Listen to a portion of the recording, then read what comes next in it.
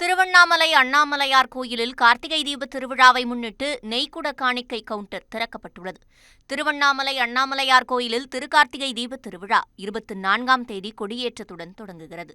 December மாதம் 3ஆம் தேதி அதிகாலை 4 மணி அளவில் பரணி தீபமும், அன்றைய தினம் மாலை 6 மணிக்கு மகாதீபமும் ஏற்றப்பட உள்ளது. திருக்கோவில் பின்புறம் உள்ள தீபமலையில் மகாதீபம் ஏற்றப்பட்டு தொடர்ந்து 11 நாட்கள் அண்ணாமலையார் ஜோதி பிழம்பாய் பக்தர்களுக்கு காட்சியளிப்பார். பக்தர்கள் வழங்கும் நெய்க்குட காணிக்கையை தீபமலை மீது ஏற்றப்படும் தீபகொப்பரையில் ஊற்றுவது வழக்கம். அந்த வகையில் கோயிலில் உள்ள கிளி கோபுரம் முன்பும் திருமஞ்சன கோபுரம் முன்பும் நெய்க்குட காணிக்கை கவுண்டர்கள் திறக்கப்பட்டுள்ளன.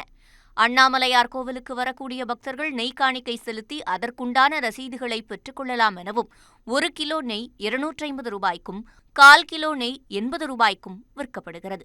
பக்தர்கள் தாங்கள் விரும்பும் அளவிற்கு நெய்க்குட காணிக்கை செலுத்தி ரசீதுகளை பெற்றுக்கொண்டு திருக்கார்த்திகை தீப திருவிழா முடிந்தவுடன் ரசீதை காண்பித்து தீப மை பிரசாதத்தை பெற்றுக் கொள்ளலாம் என கோவில் நிர்வாகம் அறிவித்துள்ளது.